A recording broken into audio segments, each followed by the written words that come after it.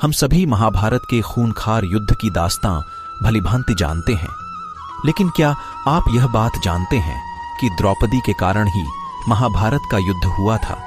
और ऐसा हम नहीं बल्कि भगवान श्री कृष्ण ने खुद कहा था। दरअसल महाभारत के युद्ध की शुरुआत में ही दुर्योधन कौरवों के सेनापति भीष्म पितामह को लेकर काफी व्यंग्य करने लगा। वहीं इस बात से दुखी होकर एक दिन पितामह ने यह घोषणा कर दी कि कल वह सभी पांडवों को मौत के मुंह सुला देंगे। उधर जब इस बात की जानकारी पांडवों को मिली तो वह गहरी चिंता में पड़ गए, क्योंकि भीष्म पितामह को युद्ध में हराना असंभव था। उस दिन सूर्यास्त के बाद द्रौपदी को श्री कृष्ण अपने साथ लेकर भीष्म पितामह के शिविर जा पहुंचे और द्रौपदी से कहा कि अंदर जाकर पितामह को प्रणाम करो। श्री कृष्ण की बातें भला द्रौपदी कैसे इनकार करती? उसने ठीक वैसा ही किया जैसा भगवान श्री कृष्ण ने उनसे करने को कहा। द्रौपदी के प्रणाम करने पर भीष्म ने अपनी कुलवधू को अखंड सौभाग्यवती भव का आशीर्वाद दे दिया। फिर भीष्म ने द्रौपदी से पूछा कि आखिर तुम इतनी रात को अकेले कैसे आई? क्या तुम्हें श्री कृष्ण यहां लेकर आए हैं? द्रौपदी ने उत्तर दिया, जी पितामह, मैं यहां श्री कृष्ण के साथ ही आई हूं और वह शिविर के बाहर खड़े हैं। भीष्म ये बात जानकर तुरंत द्रौपदी के संग बाहर आए, श्री कृष्ण को प्रणाम किया और कहा कि मेरे एक वचन को दूसरे वचन से काट देने का काम और कोई नहीं बल्कि श्री कृष्ण ही कर सकते हैं। श्री कृष्ण ने द्रौपदी को दिया ज्ञान। अपने शिविर की ओर लौटते समय श्री कृष्ण ने द्रौपदी से कहा कि अब सभी पांडवों को जीवन दान मिल गया है। ध्यान रहे कि बड़ों का आशीर्वाद एक कवच की तरह काम करता है और इसे कोई अस्त्र या शस्त्र कुछ बिगाड़ नहीं सकता। वहीं अगर द्रौपदी तुम रोज भीष्म, धृतराष्ट्र, द्रोणाचार्य, कृपाचार्य आदि को प्रणाम करती तो आज युद्ध की स्थिति बनती ही नहीं।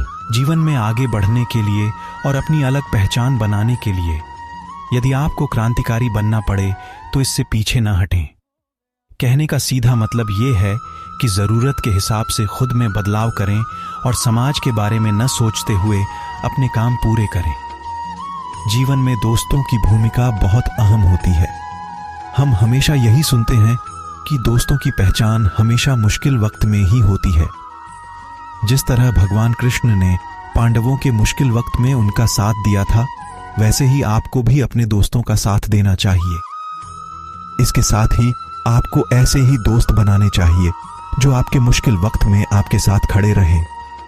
जीवन में हार जीत लगी रहती है, लेकिन सफलता सिर्फ उसी व्यक्ति को मिलती है जो अपनी गलतियों और हार से सीख लेकर आगे बढ़े। हारकर निराश होना किसी भी समस्या का हल नहीं है। किसी भी परिस्थितियों से लड़ने के लिए उसके लिए एक बेहतर रणनीति बनाना बहुत जरूरी है।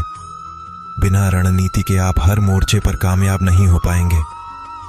यदि पांडव भी श्री कृष्ण द्वारा बनाई गई रणनीति का पालन नहीं करते तो शायद कौरवों के खिलाफ हुए युद्ध में उन्हें जीत नहीं मिलती। जीवन में सफलता हासिल करने के लिए आपकी सोच दूरदर्शी होनी चाहिए। इसके साथ ही जीवन में आने वाली विकट परिस्थितियों का आकलन करना भी आपको आना चाहिए। व्यक्ति के जीवन में आए दिन मुश्किल परिस्थितियों का सामना करना पड़ता है। श्री कृष्ण पांडवों को बताते हैं कि हमें खराब हालातों में हार मानने के बजाय उनका सामना करना चाहिए, क्योंकि ऐसा करने से ही हमारे मन में बैठा डर खत्म होगा। और जब एक बार डर निकल जाता है तो व्यक्ति किसी भी हालात को सफलतापूर्वक पार कर सकता है। जीवन में सफल बनने के लिए व्यर्थ की चिंता के साथ साथ भविष्य के बारे में भी नहीं सोचना चाहिए। हमें हमेशा अपने वर्तमान को बेहतर बनाना चाहिए। यदि आप अपने वर्तमान को संवार लेते हैं तो आपका भविष्य अपने आप ही बेहतर बन जाएगा। इसके अलावा जीवन में कभी भी अनुशासनहीन नहीं होना चाहिए।